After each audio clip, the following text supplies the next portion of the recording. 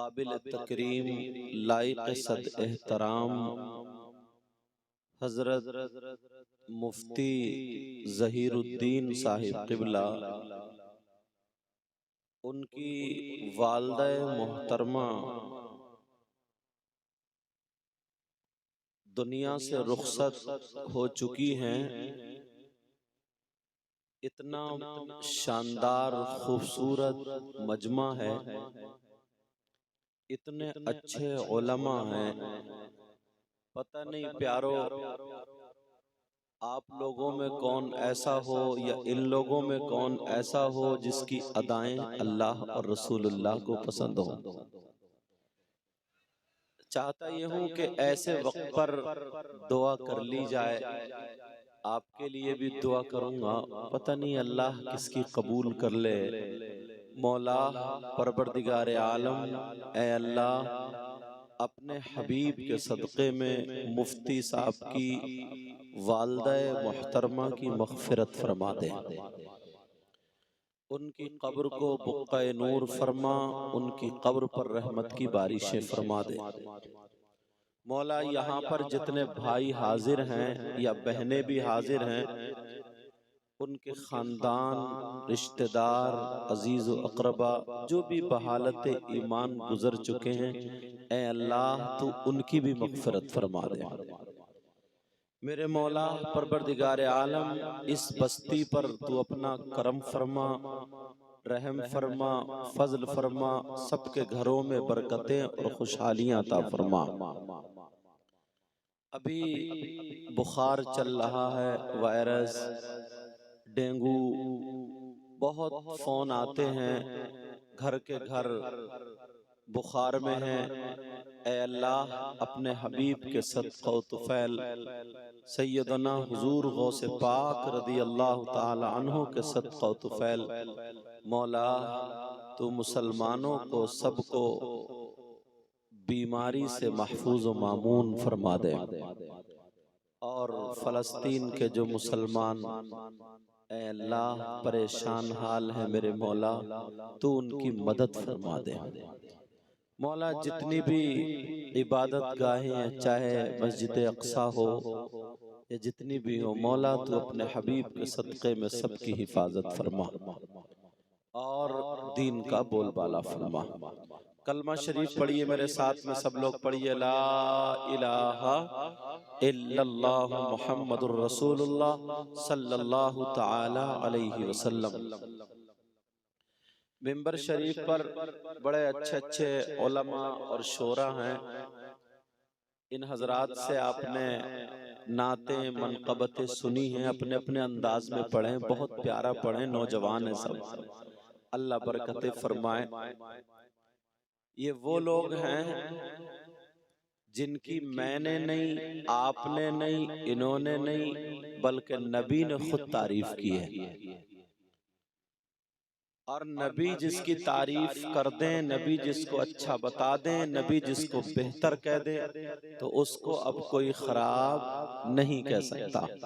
ईमान वाला आका फरमाते हैं, खैरुकुम मन तअल्लमल कुरआन व अल्लमा, तुम में सबसे बेहतर वो है जो इल्म सीखे और सिखाए।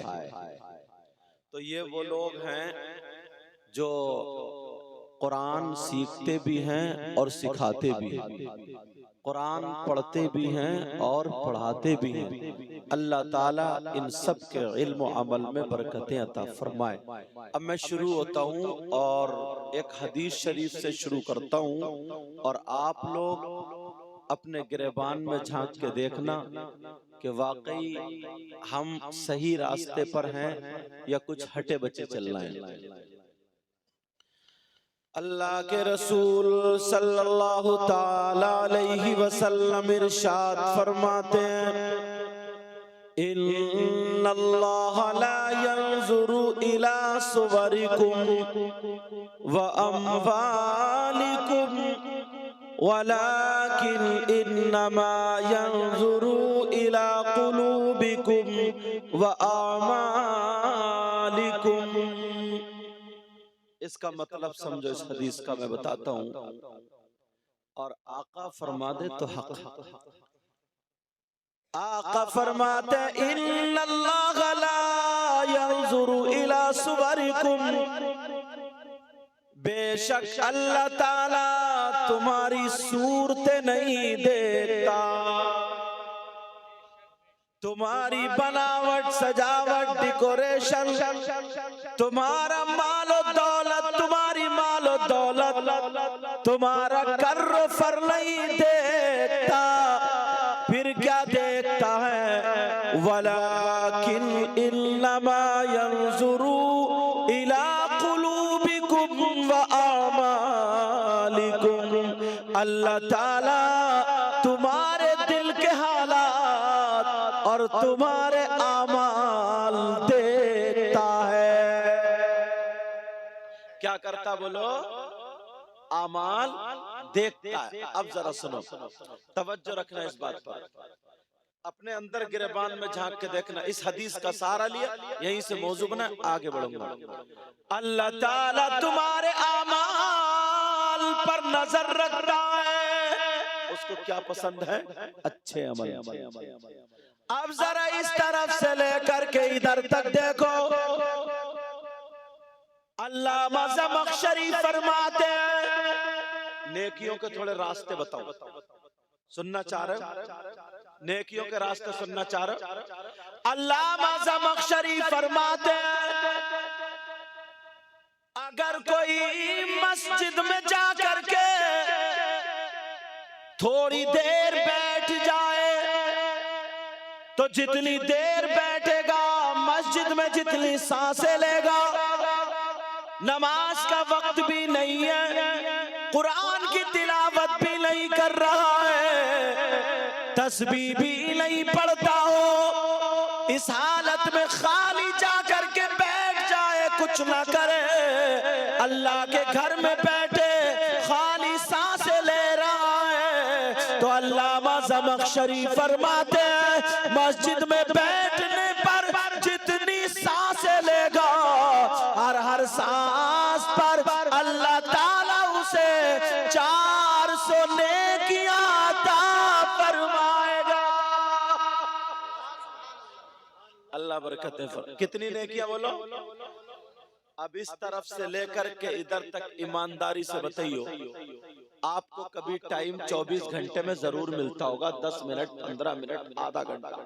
अब इसमें तो तुम्हें बहुत चिल्ला नहीं खींचना ना, बहुत कुरान भी नहीं पढ़ना ना, तस्बीह नहीं, खाली जाके बैठना, खाली जाकर के बैठना। अल्लामा ज़मख़शरी लिखते हैं, हर सांस पर 400 नेकियां। अब हजरत आधा घंटा अगर बैठ गए तो कितनी सांसें ले रहे हो? कम से कम हजारों सांसें हो जाएंगे जरा, और इसे 400 से जरा गुणा करें आप। मगर नेकियों के रास्ते सब भूले बैठे। बस जलसा हो, अगर कोई नारा लगा दे, किसी ने कह दिया बड़ा ऊंचा जन्नती है, वाह ये फूल का कुप्पा, एक ही नारे में जन्नत, एक ही नारे में जन्नत अपने अब्बा की। मन काला ला इलाहा इल्लल्लाह दखला फिल जन्नत, हदीस शरीफ है, जिसने कलमा पढ़ा वो जन्नत में दाखिल होगा। चलो हदीस है, मगर सही बात है, जन्नत में तो दाखिल होगा, उससे पहले कब्र में सर्विस भी तो होगी।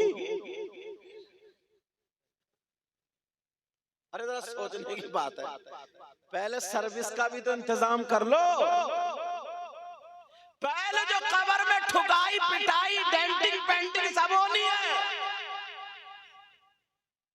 मगर इंसान नहीं समझता कितना प्यारा मेरे आका का फरमान है। अल्लामा ज़मख़शरी बयान करते हैं, अगर कोई मस्जिद में जाकर के बैठ जाए, खाली कुछ ना पढ़े तो 400 नेकियां एक सांस पर। अब मुझे कह लेने दो, अगर तस्बीह जाकर के पढ़े, कलमा पढ़े, कुरान की तिलावत करे, नफल पढ़े, बगैर कुछ पढ़े पे 400 का सवाब, अगर पढ़ेगा तो कितना सवाब मिलेगा।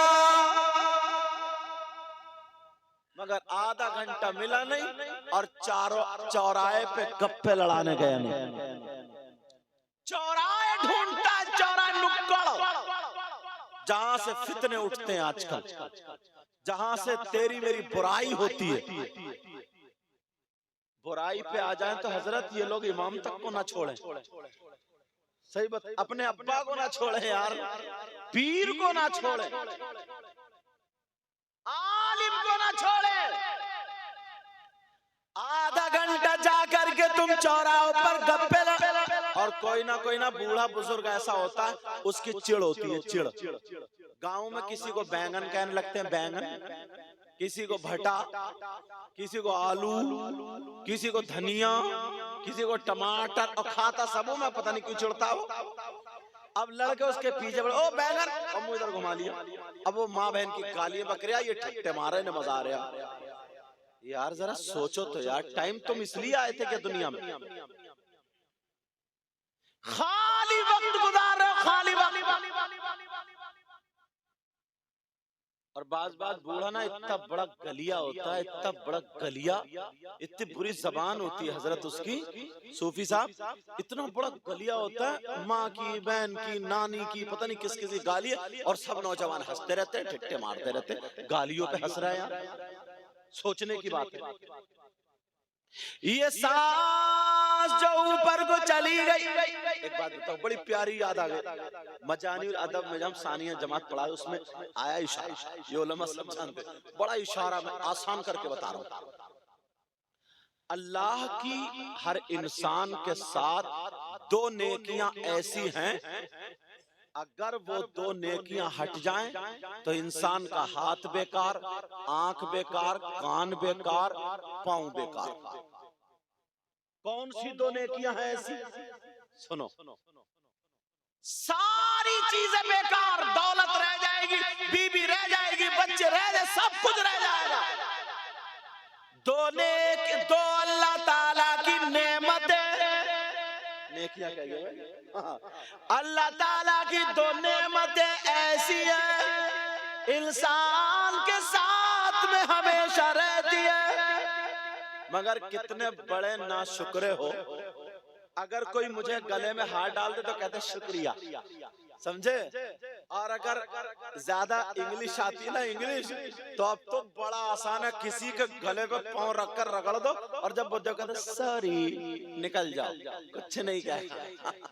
एक सॉरी ने सब कुछ खत्म कर दिया यार, समझे, एक सॉरी। और अगर अब तो इंग्लिश का इतना भूत अगर है तो थैंक यू बस कह के चले गए, उसका मतलब भी पता नहीं। लेकिन सुनो, और अगर किसी को कोई 1 बीघा जमीन खरीद रही हो, घर खरीद रहा, तो उसके घर के कितने चक्कर लगाता है। मगर इंसान कितना बड़ा नाशुक्रा है। यहाँ पे कुछ मुरीद आले रसूल, सैयद पीर तरीक़त, जो वाकई कामिल पीर है, आले रसूल है, सैयद उवैस मुस्तफा बिलग्राम शरीफ, उनकी मौजूदगी मैंने एक बात कही थी तो बड़े खुश हुए थे। अल्लाह ने तुम्हें पांव दिए, हाथ दिए, आंखें दी, कान दिए। जब मैं अजमेर गया ना तो लोग बोले चलो तारागढ़ पे चलने के, ठीक है। जब गए तो इतने हाथ कटे हुए एक फकीर मिल गए। अब वो मांग रहे, हजरत सामने कटोरा रखा है, तुम तो देने के लायक हो मगर वो लेने के लायक नहीं। अरे यार, इन हाथों की कीमत तो समझो। अगर अल्लाह चाहता तो गंदी नाली का कीड़ा बना देता, अगर अल्लाह चाहता तो बैल बकरी बना देता, अल्लाह चाहता तो कुछ भी बना देता, मगर अच्छा भला इंसान बनाया। दो नेमतें कौन सी है वो सुन लो। इंसान जब सांस लेता है अंदर को, और वो सांस अंदर ही रह जाए, बाहर ना आए, तो ऐलान हो गया फुला साहब की नमाज जनाजा जोहर बाद। और अगर वो सांस बाहर को आ गई, फिर अंदर नहीं गई, बाहर ही रह गई, तब भी मर गए, ऐलान हो गया। बोलो कितनी सांसें लेते हो, अंदर सांस लेना, बाहर लेना, ये दो नेमतें ऐसी हैं जो किसी के बाप ने नहीं, खुदाए पाक ने दी है। मगर इंसान बताओ कितना तुम अल्लाह का शुक्र अदा कर रहे हो। तुम्हें तो हर सांस पे अल्लाह का शुक्र अदा करना चाहिए, मगर नहीं करते हो। 5 वक्त की नमाज पढ़ लो और अल्लाह का शुक्र अदा कर लो। अल्लाह भी राजी, रसूलुल्लाह भी राजी। बेशक सुभान। इसका बेस कम करो बेटा, मैं नात नहीं पढ़ रही हूँ, तकरीर कर रही हूँ। तुम अपने एतबार से चलाओ ताकि बात बहुत ज्यादा इको ना हो, ताकि बात समझ में आ जाए। बहुत ज्यादा नात शरीफ में अच्छा लगता है इको, हाँ, मगर तकरीर में बात समझ में नहीं आती। पीछे वालों बोलो समझ में आ रहा? अल्हम्दुलिल्लाह कहोगे तो मुझे पता चल जाएगा और आपको सवाब भी मिलेगा माशाल्लाह। तो ये दो नेमतें ऐसी हैं जो हर वक्त तुम सांसें ले रहे हो, गटर गटर गटर, कभी ऊपर कभी नीचे कभी, मगर भूला बैठा है। अभी इसी सांस पर नबी का फरमान अल्लामा ज़मख़शरी ने जो लिखा बयान किया था, क्या कि मस्जिद में जाके बैठ जाए, सांसें ले ले, हर सांस पे अल्लाह ताला 400 नेकियां अता फरमाएगा। कितनी बोलो? मगर चौराहों पर तेरी बुराई, मेरी बुराई, इसकी बुराई, उसकी बुराई, गीबत, चुगली, ओ बेटा, ओ बच्चे, गीबत, चुगली, बुराई, इधर क्यों, कितनी खुराफात है। अगर कुछ भी नहीं है तो हम खाली जाके बैठे, और अब तो खाली का मतलब ही नहीं, ये मोबाइल जो है ना, ये मोबाइल ये खाली रहने ही नहीं देता। अगर 3 सगे भाई बैठे ना तो एक दूसरे की खैरियत नहीं पूछते, वो उधर सोफे पे बैठा हुआ चला रहा, वो उधर बैठा हुआ चला रहा, वो उधर चला रहा। कोई अच्छा आदमी मिला तो कहेगा हजरत एक सेल्फी ले लूं, बड़ा नेक काम करने आया तू। अगर कोई मिल गया ठीक ठाक तो क्या कहते हैं, हजरत एक फोटो ले लूं, एक सेल्फी ले लूं, खुद भी गुनाह में उसे भी गुनाह में। ये मोबाइल ने बिजी इतना कर दिया कि इससे बाहर निकलते ही नहीं। एक बात मोबाइल पे आई तो बता दूं, और मैं अक्सर तकरीरों में बोलता हूं, इस तरफ से लेकर के इधर तक ना माँ बाप की एक बहुत बड़ी कमी बयान कर रहा हूं। माँ बाप की एक बहुत बड़ी कमी है। वो कमी क्या है सुनो, वो ये है, हमने और आपने अपनी जवान और कुंवारी बेटियों के हाथ में जो मोबाइल दे दिया। आप जानते हो कुछ बातें ऐसी होती हैं जो माइक पे कहने की नहीं होती है, लेकिन ये सारे उलमा जानते हैं। कितनी लड़कियां अपना धर्म छोड़ के फरार, इशारे समझ रहे? कितनी लड़कियां ऐसी हैं जो गैर मुस्लिम लड़कों के साथ, और कितनी गैर मुस्लिम लड़कियां ऐसी हैं जो मुस्लिम लड़कों के साथ। ये कहां से? ये इस मोबाइल की देन है। अब्बा है ना, अब्बा इतना सीधा है, इतना भोला है, यहाँ से इस तरफ मैं पूछना चाहता हूँ, जवान बेटियों पे, कुंवारी बेटियों पे जो मोबाइल दिया है, मेरी तकरीर पे बहुत आया ये, जो दिया है क्यों दिया है? ट्रक चल रहे हैं, बसें चल रही हैं, फैक्ट्री चल रहा है, कारखाना चल रहा है, हवाई जहाज चल रहा है, ट्रेनें चल, क्या चल रहा है जो पूरा खानदान भूखा मर जाएगा? ये जीने पे खड़े होकर के कभी कपड़े इधर को फेंक रही है, कभी इधर को, खड़े होकर के जीने की आड़ में आधा घंटा गिजरा गिजरा के बात कर रही है। अब्बा पागल है क्या? इसे पता नहीं किससे बात कर रही है? और अगर अब्बा चलो काम से चला गया तो अम्मा क्या पागल है क्या? वो बहनें बैठी मेरी सुन ले, अम्मा क्या पागल है क्या? अम्मा को पता है जीने पे जो कूद कूद के चढ़ चढ़ के हेलो हेलो हेलो एयरफोन लगा छतों पे घूम घूम के बातें कर रही है, रात को 11 बजे 12 बजे चैटिंग कर रही है। ये अम्मा पागल है क्या? क्यों दिया? फिर जब घड़ा भर जाता है, बेइज्जती का सामना करना पड़ता, अब रोते फिर रहे हैं। कोई मियाँ ऐसा मिल जाए जो एक तावीज में मेरी बेटी का दिमाग पलट दे, और मियाँ खुद इस चक्कर में दुकान खोले बैठा है, मुझे कोई मरीज ऐसा मिल जाए मेरे घर के हालात पलट दे। दोनों चक्कर में यार, मियाँ भी ढूंढ रहे और वो भी ढूंढ रहे। बोलो है कि नहीं ऐसा? अब मैं जो बता रहा था सुनो, तवज्जो रखना। चौराहों पे बैठ करके जो बुराई करते हैं हम और आप, गीबत करते हैं, चुगली करते हैं, एक कुरान की आयत ऐसी दूंगा कि ना दिन में तारे याद आ जाएंगे। कुरान की आयत ऐसी पेश करूंगा कि दिन में तारे याद आ जाएंगे। इस बस्ती का क्या नाम है? मुझे तिलहर मालूम है, डबहोरा, डबहोरा है ना? मुझे ये पता था, पहले मैं तिलहर में आया था। अच्छा, उसका मोहल्ला है क्या? बस्ती है, गांव में मिला हुआ। चलो, डबहोरा। इतने लोग डबहोरा में या आसपास से आने वालों, तुम्हारे गांव में कोई ऐसा है जिसके भाई का इंतकाल हो जाए और वो मरा हुआ लेटा हो और वो अपने भाई का गोश्त नोच नोच के खाता हो? तुमने आज तक कभी देखा ऐसा? यार वो तो कुरान खानी कराएगा, वो तो दुआएं कराएगा। बोलो कराएगा नहीं कराएगा? तुम्हें कोई मिला ऐसा कि वो अपने भाई का गोश्त नोच नोच के खाता? और अगर खाता हो तो कितना बेकार, कितना बुरा, कितना जलील इंसान है वो। उससे दोस्ती करोगे? अगर मिल जाए तो दोस्ती करोगे? बोलो। दस्तरखान में बिठाल के खिलाओगे, साथ में रहोगे, गले में हाथ डाल के घूमोगे, और अगर तुम हो तो तौबा करोगे? बोलो हाँ या ना बोलो? बोलो इंशाअल्लाह। अब जरा सुनो, कौन है तुम में भी कम से कम 50 लोग ऐसे? आप लोगों में कम से कम 50, और काउंटिंग करोगे तो और ज्यादा होंगे। और तुम में ही नहीं यार, अब मौलाना लोगों में भी हो गए हैं। सच बता रहे हो, मौलाना लोगों में भी हो गए। अब बताऊं कौन है वो जो अपने मरे हुए भाई का गोश्त खाता हो? कितना बुरा इंसान है, उससे बोलने तबीयत नहीं चाहेगी, मगर मेरी बात हो तो पलटा दो, किसी और की हो तो पलटा दो। अल्लाह फरमाता है बिस्मिल्लाहिर्रहमानिर्रहीम, वला यग़्तब बअदुकुम बअदा अयुहिब्बु अहदुकुम अन यअकुला लहमा अखीहि मैतन फकरिहतुमूह।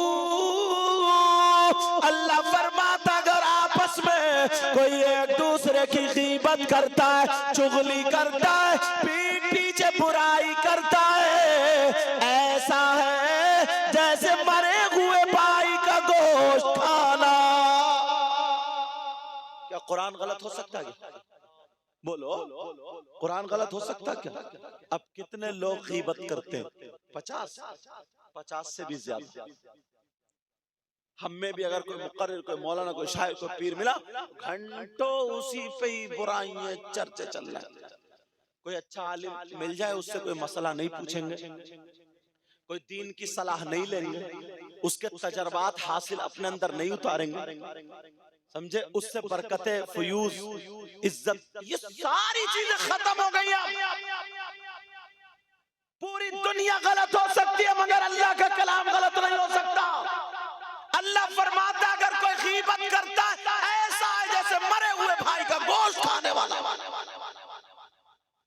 पूरी दुनिया गलत हो सकती है, अल्लाह का कलाम गलत। अब देखो अपनी जबान को संभालो, मगर सुनेंगे बस, जलसे से वहां रोड तक जाएंगे, सब खत्म, झाड़ के फेंक देंगे जैसे कि कांटे लग गए हो या कोई चीज धूल वगैरह लगे, ऐसे झटका मारा और चल दिया साहब झाड़ के। कोई मतलब नहीं, कहाँ गए कहीं नहीं, क्या लाए कुछ नहीं, क्या सुना कुछ नहीं। वैसे ही कहीं कहीं जलसे भी हो जाते हैं। कोई मौलाना आता 10-20 चुटकुले सुना के और बस तुम्हें खुदा के चला जाता, ना कोई इस्लाह की बात ना कुछ। कहते हैं यार जलसा बड़ा कामयाब हुआ है। तुम हो ना कामयाब करने वाले, कह रहे हैं जलसा बड़ा कामयाब हुआ, बड़ा कामयाब हुआ। और कोई सच बातें बताने लगे, हकीकत अपनी दिखाने लगे, तो कहें यार ये तो डांट रहे हैं भाई, ये तो क्या कर रहे हैं? बोलो डांट रहे। लेकिन सुनो प्यारे, जरा तवज्जो करो, गौर। ये बड़े पीर साहब का महीना चल रहा ना, अल्लाह तुमने बड़ी करामत सुनी है और बड़े खुश होते हो। बड़े पीर साहब के अब्बा की भी वही कि सेब बहता हुआ आ रहा था, खा लिया इतने दिनों, 12 साल बाग रखाते रहे, फिर शादी हो गई। ये सारी बातें सुनते हो नहीं सुनते हो? यार वो तो सैयद साहब थे, वो तो आले रसूल थे, 11 पीढ़ी के बाद एकदम डायरेक्ट हजरत अली के बेटे थे। हम इतनी पीढ़ियों के बाद लोग हमारे हाथ चूम रहे हैं या कोई और सैयद उसके हाथ चूम रहे हैं, वो तो डायरेक्ट एकदम हजरत। और फिर अल्लाह के वली भी थे वो, इतने मुत्तकी परहेजगार, तो वो तो सोचते ही नहीं, इतना मोटा तकिया लगा के बैठ जाते और सोचते अरे चलो एक सेब खा लिया, नाना से कह के बख्शिश करा दूंगा। ये कह सकते थे, मगर तुम्हें दर्स दिया, सबक दिया, तुम उनके सामने कुछ भी नहीं हो।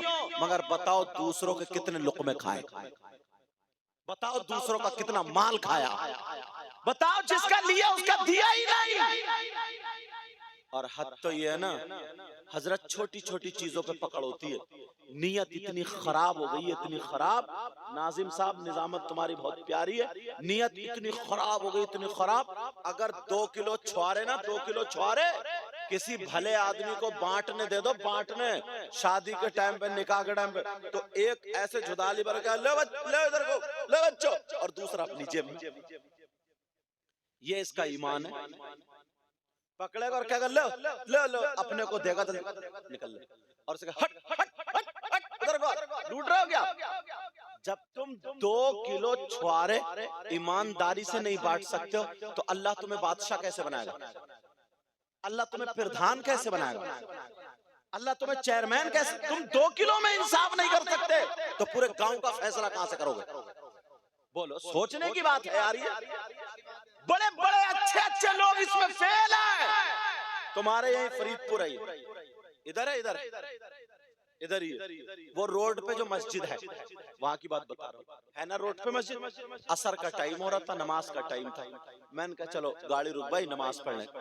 मस्जिद में पहुंचे, लड़कों ने पहचान लिया कि यही हजरत है। यूट्यूब वगैरह में देखो, सब चिपट गया, कोई हाथ चूमे, कोई कुछ। मैंने सोचा यार बड़े नेक लड़के हैं, बड़े अच्छे लड़के। इतने में गन्ने की ट्राली आ गई, तो मुझे छोड़ के सभी तो उसी पे चिपट गए। यार हद हो गई यार, नियत तो देखो, सैयद साहब रखे रह गए, गन्ने की ट्राली हाथ चूम रहे हैं। तुम्हारे पड़ोस की बात है ये, हद हो गई है यार। अब बताओ क्या करेंगे? मन गए इधर, ये ट्राली तुम सबके अब्बा की है क्या? एक गन्ने की पोई ना सारे आमाल ले जा सकती है, सारे अमाल ले जा सकती है, सारे अमाल। मगर नीयत इतने खराब है, इतने खराब है। भैंस अपनी पल्ले है, बरसीन हाजी जी का कट रहा। अब हाजी जी चक्कर में यार बरसीन बढ़ता क्यों नहीं, और ये भी पहुंच जाता, कहता हाजी तुम्हारा बरसीन नहीं बढ़ रहा। बढ़ेगा जब तू बढ़ने देगा, बढ़ेगा तो जब तू पीछा छोड़ेगा। तेरी भैंस जो पल रही है, तू तो दूध पी रहा। इतने इतने बड़े रोड, इतने बड़े चक्रोट थे, मगर इतनी पतली मेंढ रह गई है। आधी इसने काट ली, आधी इसने काट ली, पैसे पेड़ बेच के हज करी आया। नियत अच्छी नहीं है। हाजी जी सुबह को गए, अब भी फावड़ा टेढ़ा ही मार रहे हैं वैसे। इन हाजी जी से पूछो क्या हो गया तुम्हें?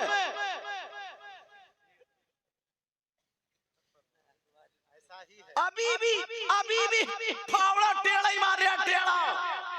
उसे भी खुकल के गिरा करके छोड़ेगा। अल्लाह अल्लाह, जरा सुनो प्यारे, अगर दिल अच्छा हो तो सुनने की हिम्मत रखो। बात याद आ गई है, बात याद आ गई है। हाँ, बात याद आ गई है। अल्लाह सैयदना हुजूर गौसे पाक के अब्बा कैसा मलता, अम्मा कैसा मलता। जब माँ बाप ऐसे हो तो पैदा होने वाला बच्चा गौसे पाक ही तो होगा। गौसे पाक की माँ ने कभी बगैर वुजू दूध नहीं पिलाया बेटे को। गौसे पाक की माँ जब भी अपने बेटे को वो दूध पिलाती थी तो कपड़ा ढक के, कपड़ा ओढ़ के और अंदर जाकर के दूध पिलाती थी। आज हमारी बहन छत पे खड़े होकर दूध पिला रही है साहब। आधा गांव देख रहे, आधा गांव दूध पिल लिया साहब। बेटे को खुदा फिर रही है दूध पिलाने के चक्कर में। जरा सोचो यार, पहले की माँ कितनी प्यारी थी। नबी ने फरमाया सबसे पहला मदरसा माँ की गोद है। उतलुबुल इल्म मिनल महदी इलल लहद। क्या है बोलो? माँ की। और जब मदरसा ही बिगड़ा हुआ हो तो 40 साल की है, जवान बच्ची हैं, मगर कूंची अब भी फेर रही है, अब भी मेकअप चल ही रहा, अब भी इसके बालों की कटिंग गुंफे अलग ही है। मगर सोचो यार, पहले के लोग कितने प्यारे थे यार। पहले की माएं थी, उन्होंने अपने बच्चों को पाला। सुनने की बात है, बच्चों को जब पाला तो न इतने डॉक्टर थे, न इतने हकीम थे, ना इतनी दवाइयां। बहुत कहीं शहर में जाना पड़ता था। अब तो सब कुछ है, गाड़ी घोड़े सब कुछ है। उस वक्त इतना कुछ भी नहीं था। मगर 8-8 बच्चे एक एक औरत के होते थे। कितने बोलो? 8-8 बच्चे होते थे। कभी उसने हॉस्पिटल का मुंह नहीं देखा। 8-8 बच्चे। और आज बस 1 साल का बच्चा या बच्ची है छोटा सा, पहले की माँ पूरी होती थी और आज की माँ अद्धी है अद्धी। बताऊं कैसे? बस जैसे रात को रोया बच्चा तो ये दूध रसोई में लेने नहीं जा रही है, बावर्ची खाने में फीडर लेने नहीं जा रही है। इसने क्या किया, तकिए के नीचे से निकाला मोबाइल, लगाए मोटू पतलू और बच्चे को लगा दिया साइड से, ले अब तेरा बाप भी दूध मांग के दिखाए। अब 1 साल का बच्चा वो मोबाइल देख रहा, मोबाइल, उसकी आंखें क्या होंगी, उसके दिल की धड़कनें क्या होंगी। 2-3 साल का होता है, हाथ पांव कपकपाने लगते, दिल बेकार हो जाता है, दिल बैठने लगता है। 8, 5, 7 साल के बच्चों के चश्मे लग गए, उन्हें दिखाई नहीं देता। पुराने लोग देखो, इनके दांत देखो, फुप्पा चॉकलेट लेके आया दांत बर्बाद करने को। पुराने लोगों से पूछो कितनी नजर तेज थी, मगर अब 1 साल की वो बच्चा जो था या बच्ची, उसे क्या पता है। अब वो चक्कर में पड़ गई मोबाइल के मोटू पतलू को देख के, उसने सोचा कि मेरी अम्मी तो है नहीं, चक्कर में पड़ गया, भूल गया दूध को भी बेटा, खत्म, अब पी तू। और ये पड़ी है भैंस की तरह कूलर में। ये माँ है क्या? इसको माँ बोलोगे? माँ की जिम्मेदारी नहीं है कुछ, माँ की जिम्मेदारी नहीं। सुनो, माँ बाप के लिए एक हदीस सुना दूं, सुनना चाह रहे हो? बड़ी प्यारी बात याद आई है पहले मुझे। उस वक्त ना नबी ने फरमाया, अगर जिसकी 3 बेटियां हों और वो सही परवरिश कर दे तो वो जन्नत का हकदार हो जाता है। किसकी वजह से जन्नत मिल रही है? बेटियों की वजह से। एक सहाबी कहने लगे, आका अगर जिसकी 2 हो तो? नबी ने फरमाया, वो 2 की परवरिश कर दे वो भी जन्नत का हकदार है। एक ने कहा, आका अगर किसी की 1 हो तो? नबी ने फरमाया, सही परवरिश कर ले वो भी जन्नत का हकदार है। तो बेटियों की वजह से बोलो जन्नत का हकदार हुआ कि नहीं हुआ? मगर ये तो अगर सही परवरिश करे तो बेटियों की वजह से जन्नत का हकदार। अब जरा हदीस सुनो, नबी फरमाते हैं, क़ाल क़ाल रसूलुल्लाह सल्लल्लाहु तआला अलैहि वसल्लम, सलासा ला यदखुलूनल जन्नह अला कुल्ली वालिदै वद्दयूस वरजुलतुन निसा। नबी फरमाते हैं 3 लोग जन्नत में नहीं जा सकते, और नबी जिसे जन्नत से रोक दे तो कोई माई का लाल जन्नत में नहीं ले जा सकता। नबी जिसे मना कर दे तो कोई पीर नहीं ले जा सकता। नबी जिसे मना कर दे कोई मौलवी मुफ्ती नहीं ले जा सकता। नबी जिसे मना कर दे तो नमाजें नहीं ले जा सकती, रोजे नहीं ले जा सकते। नबी फरमाते हैं 3 लोग जन्नत में नहीं जाएंगे। सुनो माँ बाप सुनो, कौन कौन जन्नत में नहीं जाएगा? नबी फरमाते हैं दयूस जन्नत में नहीं जाएगा। अरे दयूस कौन है? दयूस वो माँ बाप है जिसकी बेटियां आवारा घूम रही है। दयूस वो माँ बाप है जिसकी बेटियां बेपर्दा घूम रही है। दयूस वो माँ बाप है जिसकी बेटियां फैशनीले कपड़े पहन करके इस्लाम को दाग दाग कर रही है। जिसकी बेटियां मोबाइलों पर चैटिंग कर रही है। जिनकी बेटियां गैर लड़कों से मोबाइल पर बातें करती है और वो माँ बाप राजी है, तो वो माँ बाप दयूस है, दयूस है। नबी फरमाते हैं दयूस जन्नत में नहीं जाएगा।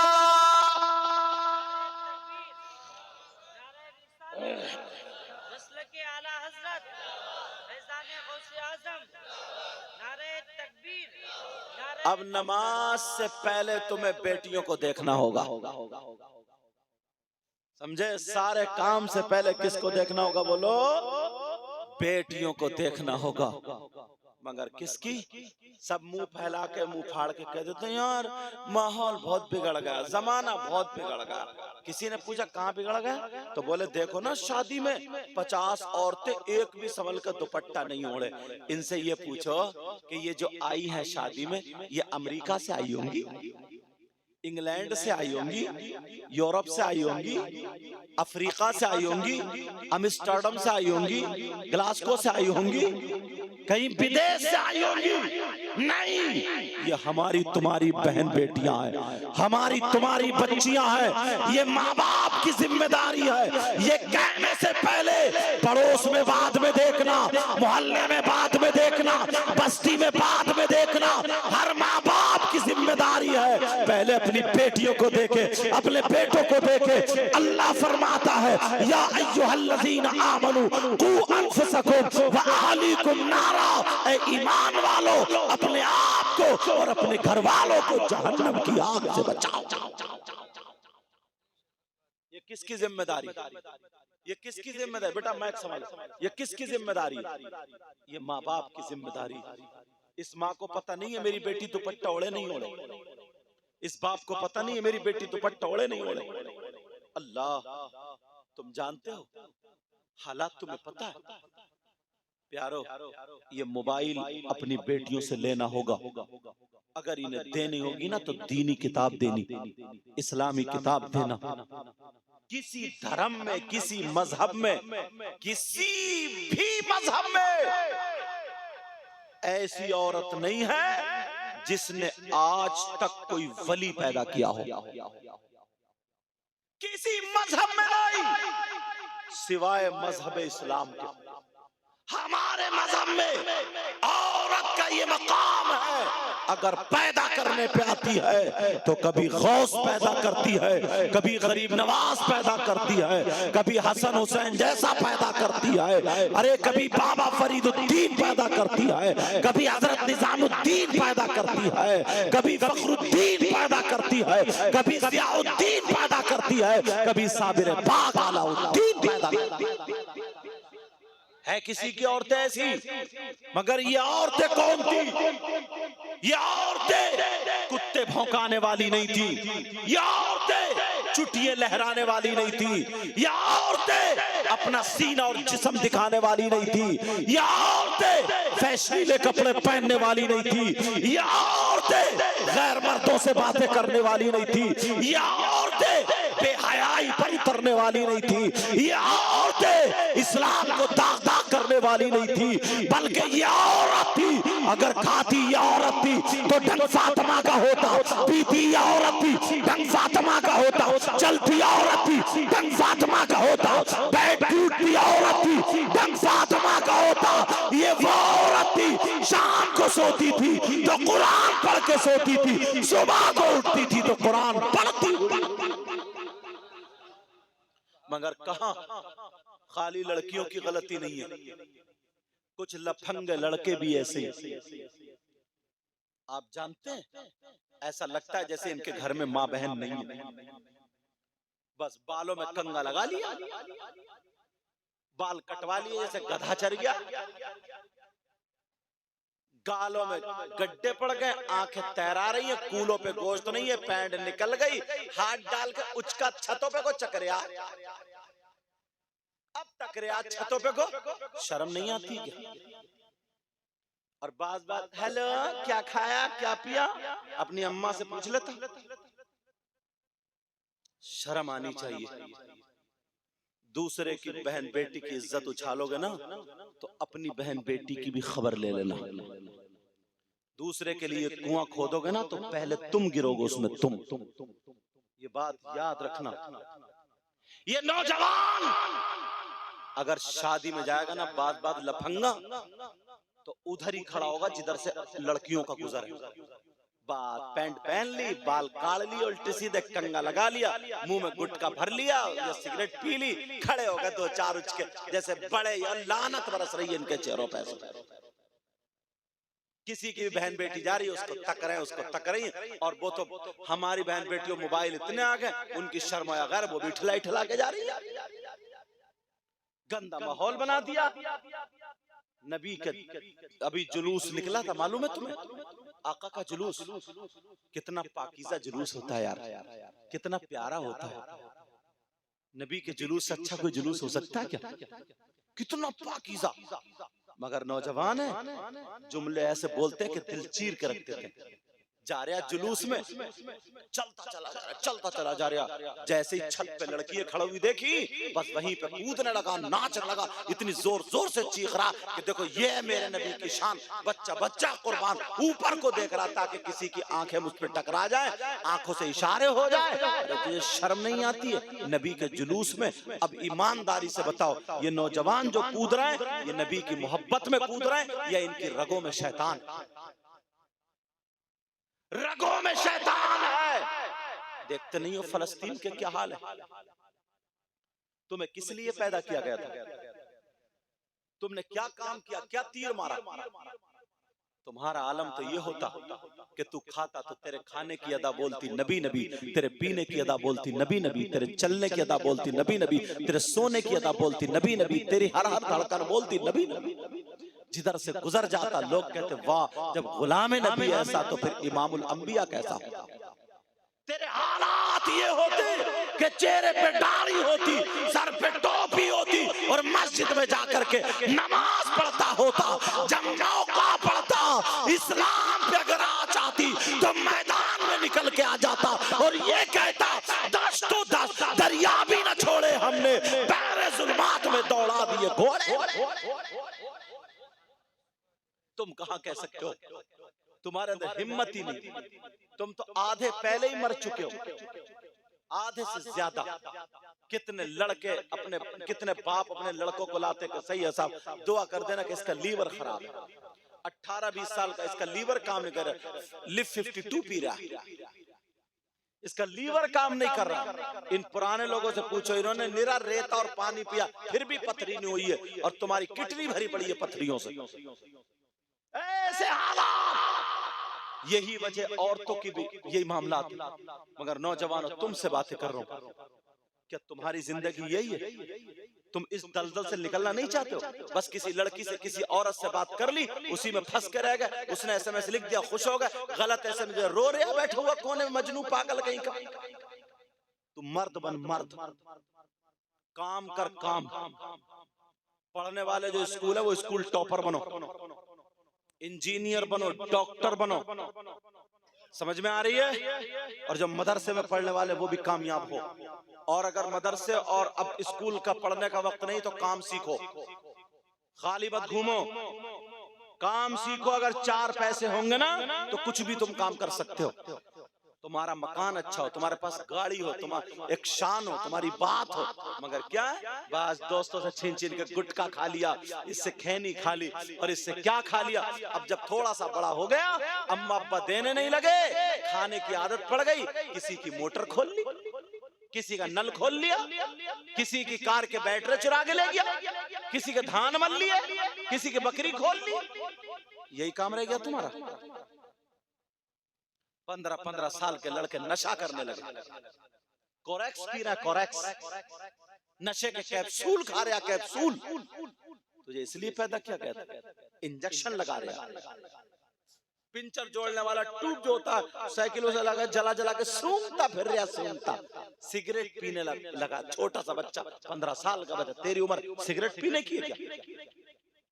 होठ काले पड़ लिए, इसके गुर्दे काले हो गए, दम दरूद है नहीं। पुराना आदमी आज भी थप्पड़ मार दे, 3 कलवा दिखाएगा, 2 बोतलें चढ़ेंगी इसके। कहां गई तुम्हारी जवानी? क्यों बर्बाद कर रहे हो उसको? काम करो काम, आगे बढ़ो आगे, मैदान में आओ, इस घेरे से निकलो, घेरे से निकलो। तुम्हारी तीसरी हैसियत रहेगी, इस एक SMS पे मरे जा रहे हो। बाज नौजवान का हद तो ये है, खुदकुशी करने के लिए तैयार है, चूहे मारने की दवा लिए फिर अम्मी खा लूंगा मर जाऊंगा वरना वहां रिश्ता कर। तेरी ये जिंदगी है क्या? कोई बस लाली पीली नीली बात हो गई है समझ ले, उसने मीठी मीठी बात। अब अम्मा से कह रहा चूहे मारने की दवा दे, खा लूंगा मर जाऊंगा वरना वहां मेरा रिश्ता कर दे। ये बहादुर मर जाएगा, इसके गले पे पांव रख दो। तौबा तौबा तौबा तौबा। उन लोगों ने जंगे लड़ी, कब आओगे, कब आओगे अपनी रविश पे? अगर दीन और इस्लाम से अगर हटे रहोगे ना तो यही अंजाम होगा। यार मुझे याद आ गया ना हजरत वो किला किसी बहुत सारे धर्म वालों ने, जितने मजहब वाले, जोर लगा लिया। ईसाइयों का था वो किला, फतेह नहीं हो रहा था। यहूदियों का फतेह नहीं हो रहा था हजरत। अब मुसलमानों ने भी अपना जाके झंडा गाड़ दिया। नौजवान थे वो नौजवान, आय हाय, जब झंडा गाड़ा, नबी के सहाबा थे, उनका सिपह सालार कौन था? खालिद बिन वलीद। झंडा गाड़ दिया। किन लोगों ने झंडा गाड़ा? बोले मुसलमानों ने, नबी के गुलाम ने। वो लोग निकल कर तलवारें लेके, चलो मारेंगे, मार देंगे। उनके मौलवियों ने रोक लिया, कहा ठहर जाओ, ये नबी के गुलाम है, नबी के गुलाम है ये, इनसे तलवारबाजी मत करिए, तो मैं चटनी चटा देंगे ये वो लोग हैं। मगर पहचानना होगा कि नबी के गुलाम हैं कि नहीं है। 6 मौलवी बड़े बड़े उनके आ गए, और आने के बाद का सुनो, कौन हो? नबी के गुलाम का? जी अल्हम्दुलिल्लाह।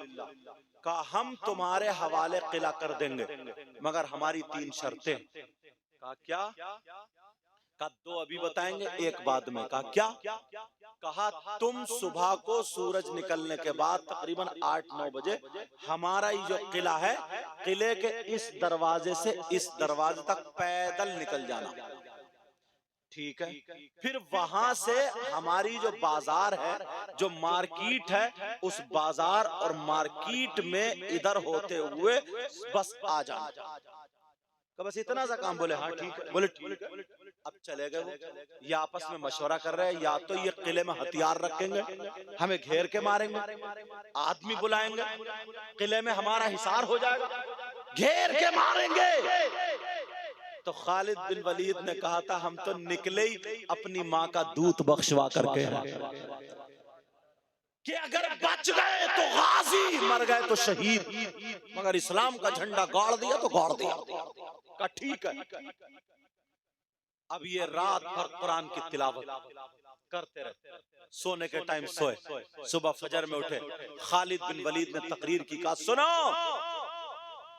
पहला घोड़ा मेरा जाएगा किले में, मेरे पीछे सब लोग रहोगे, कुछ लोग आगे को, कुछ लोग पीछे को, कुछ दाएं कुछ बाएं नजर रखोगे, और तलवारें म्यान से निकाल लोगे।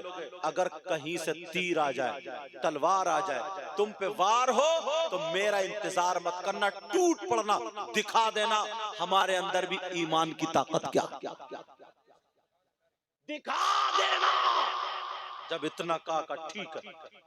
इन्होंने किले के गेट पे गए, दुरूद शरीफ पढ़ा, और अल्लाह अकबर कह करके घोड़े की लगाम खींच के जब छोड़ा, घोड़े ने मारी ये छलांग किले के पार, मतलब दीवार के पार। फिर तमाम सहाबा के घोड़े आ गए, और बाज घोड़ों की जीन, वो लगाम जो थी घोड़ों पे डाल दी, तलवारें निकाली, शेरों की तरह ये नौजवान तलवारें लेकर बाज की तरह चल रहे थे। कुछ की नजरें इधर को थी, कुछ की नजरें इधर को, कुछ की आगे को, कुछ पीछे को, एक दूसरे की ढाल बन करके चल रहे थे। अगर कहीं से तलवार, और तुम कहां देखते हो? छतों पे एक दूसरे की ढाल बने हुए जा रहे थे। किले के इस दरवाजे से इस दरवाजे तक आ गए, कहीं से तलवार नहीं आई, कोई चूहे का बच्चा नहीं मिला, कोई नहीं। ये चक्कर में पड़ गए, यहाँ तो कोई भी नहीं है, इनका मंसूबा क्या है, इनका कारनामा क्या है, ये क्या करना चाहते हैं? खालिद बिन वलीद ने कहा, तुम लोग किले में अब कोई नहीं है ना, तुम लोग किले के अंदर रहोगे, इस गेट पे रहोगे, ये मोर्चे पे, मैं जा रहा हूं मार्केट का जायजा लेने। अगर समझ लो नारे तकबीर और अल्लाह अकबर की आवाज आ जाए, तो गाजर मूली की तरह काटते हुए आ जाना, और अगर आवाज ना आ जाए, चाहे मैं मारा जाऊं या बचूं या कुछ भी हो, ये मोर्चा मत छोड़ना। का ठीक है।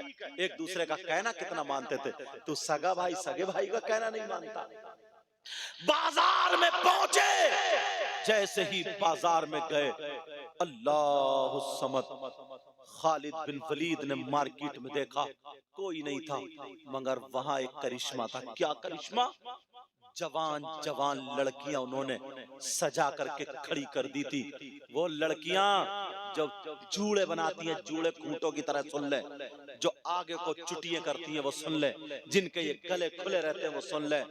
वो यहूदियों की लड़कियां खूबसूरत खूबसूरत उन्होंने वहां पे खड़ी कर दी थी, अल्लाह बरकतें फरमाए, वहां पे खड़ी कर दी थी। इतनी आस्तीनें खुली हुई थी, इतने गले चिरे हुए थे, मेकअप करी हुई थी, बाल उनके किसी के आगे को किसी के पीछे को, और वो नेकर छोटे छोटे पहने हुई थी। उन लड़कियों से कह दिया था इन मुसलमानों के ईमान को बहका देना, अगर एक का भी कदम बहक गया फिर हम जीत जाएंगे, ये नबी के गुलाम नहीं है।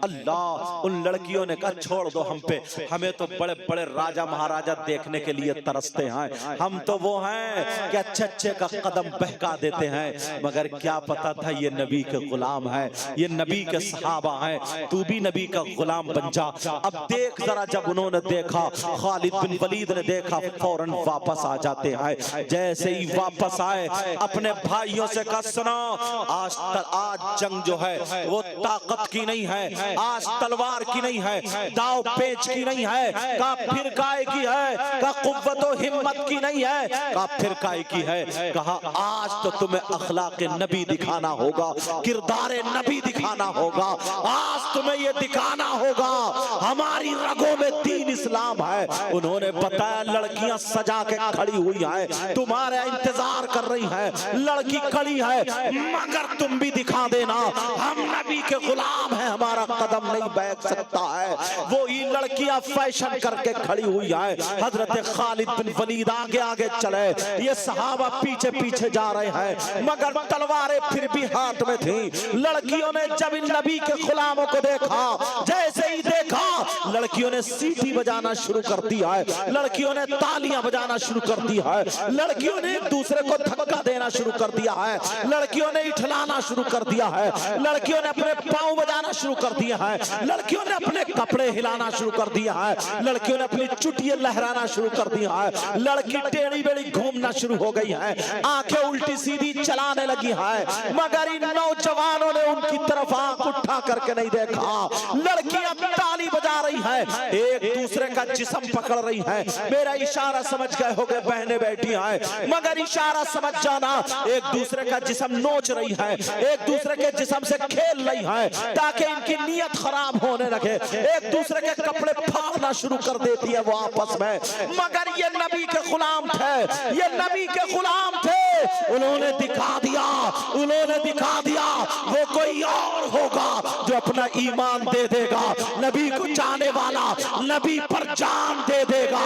अल्लाह अल्लाह, वो मुसलमान नबी के गुलाम चलते चले जा रहे हैं, वो लड़कियां इठला रही हैं, लड़कियां सीटियां बजा रही हैं, लड़कियां ताली बजा रही हैं, लड़कियां लिफ्ट दे रही हैं, लड़कियां पूरा मौका दे रही हैं, यहां तक कि हमें हाथ लगाया जाए, हमारे साथ गलत हरकत की जाए। आप मेरा इशारा समझ गए होंगे, मगर किसी नौजवान ने नजरें उठा करके नहीं देखी है तुम्हारे अंदर क्या रखा है, निचड़ा हुआ खून है तुम्हारे अंदर, तुम्हारे अंदर क्या रखा है, तुम्हारे अंदर ताकत भी नहीं है। वो तो खजूर खाने वाले थे, दूध पीने वाले थे, सुरख सफेद मर्द थे, तलवारें चलाने वाले थे, उनके अंदर कितनी ताकत होगी, कितना जोश होगा, मगर सबसे बढ़कर नबी की हया, सबसे बढ़कर वो नबी के गुलाम थे, गुलामियत का पट्टा गले में डाले थे।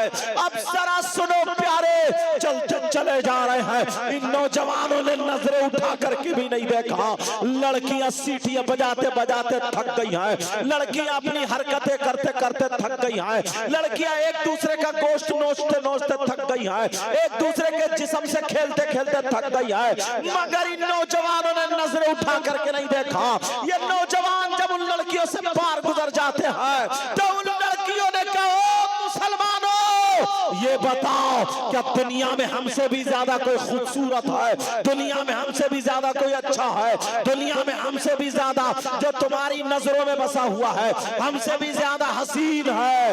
तो नौजवानों ने नीचे नजरें करके की थी, अरे हमारी नजरों में उस नबी का जमाल है जिसकी चौखट पे चांद सूरज भी खूबसूरती की भीख मांगते हैं। ये वो नबी के हम गुलाम हैं जिनके दर से खूबसूरती भीख मांगा करती है। आला हजरत फरमाते हैं वो कमाल हुस्न हुजूर है कि गुमाने नक्श जहां नहीं, यही फूल खार से दूर है, यही शम्मा के धुआं नहीं। वो नौजवानों ने कहा हमारी नजरों में मुस्तफा का चेहरा है, हमारी नजरों में मुस्तफा का जमाल है, हमारी नजरों में मुस्तफा का कमाल है, हम नबी के गुलाम हैं।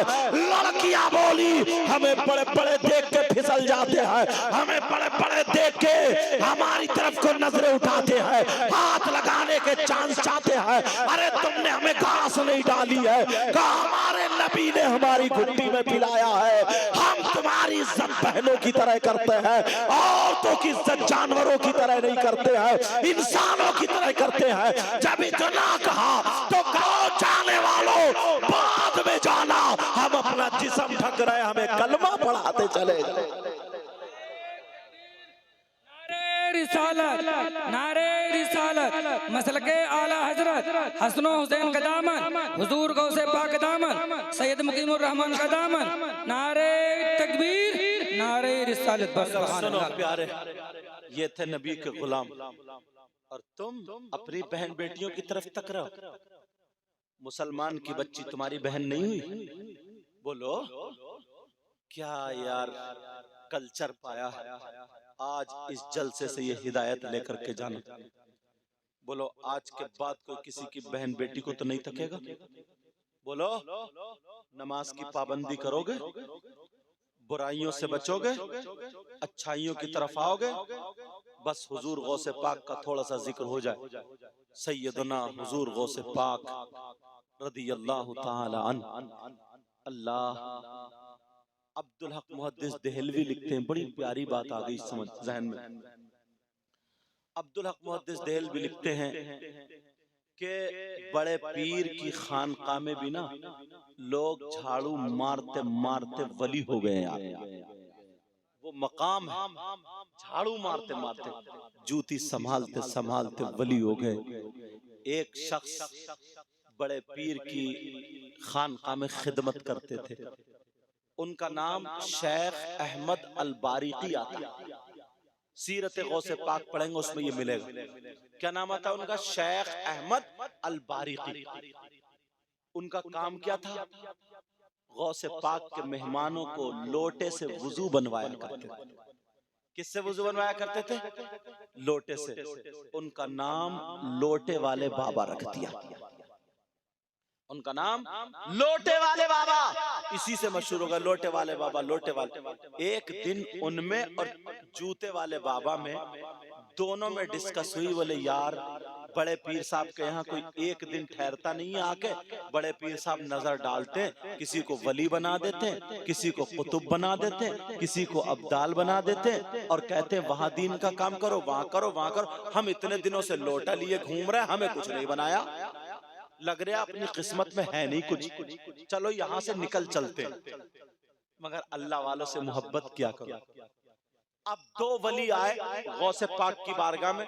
गौसे पाक ने कहा 8 दिन का सफर है और जाओ वहां जाके दीन की खिदमत करना। ये चुपके से आए और आकर के कहने लगे सुनने अल्लाह वालों मैं भी चलूंगा। लोटे वाले बाबा क्या बोले? अल्लाह वालों मैं भी चलूंगा।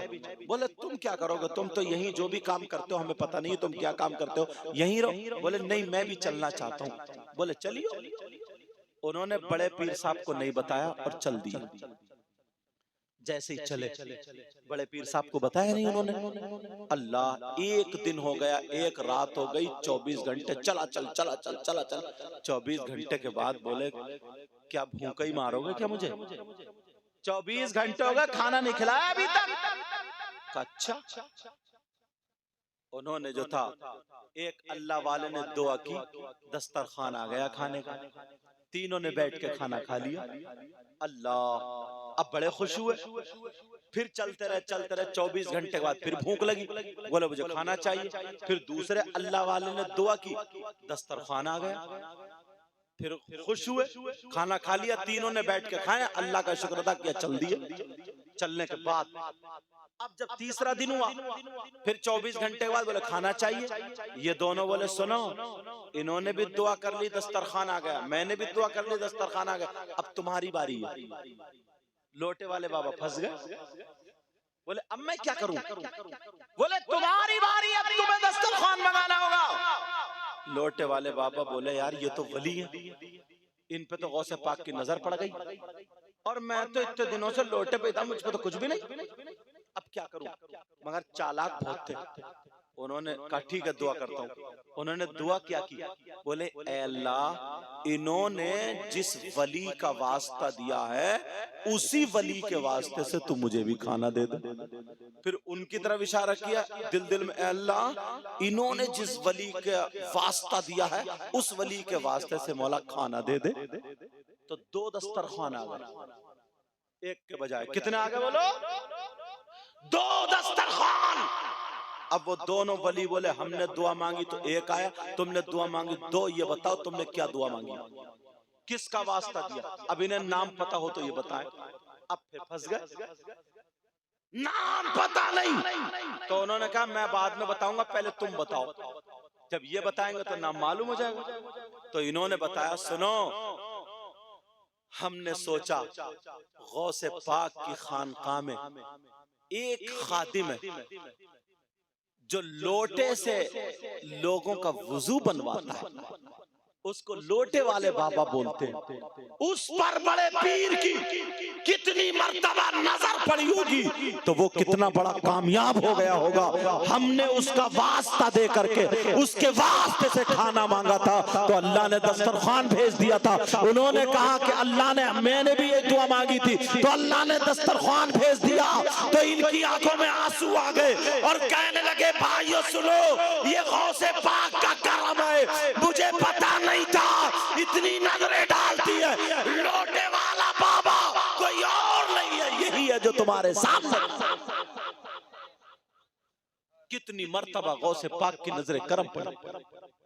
एक साहब साथ में थे, उन्होंने बड़े पीर का बड़ा नाम सुना था, मस्जिद में गए नमाज पढ़ने साथ में, किसी ने मुसाफा ही नहीं किया बड़े पीर साहब से, कोई आया ही नहीं। तो दिल में कहने लगा यार लो, इनकी तो मस्जिद में भी कोई पूछगछ नहीं। हमारे यहाँ कोई छोटा मौलाना भी आ जाता तो लोग मुसाफे के लिए खड़े हो जाते, इन्हें तो कोई खड़ा भी नहीं हुआ, मुसाफा करने नहीं आया, और इनका नाम इतना समझ में नहीं आ रही है। इतना ही कहा था दिली दिल में, बड़े पीर ने ऐसे तवज्जो डाली, सारे लोग उठ के वुजू बना मुसाफा करने आने लगे। सारे लोग, इतनी भीड़ टूट पड़े, उनके कोनिये मार मार के जो बराबर में धकिया उधर भेज दिया। बोले क्या यार तुम्हें शऊर नहीं है, ऐसे कोई मुसाफा किया जाता है, एक एक करके कर लो, एक दो ने कर लिया बस खत्म हो गया। कहा सरकार ही ने रोकी है।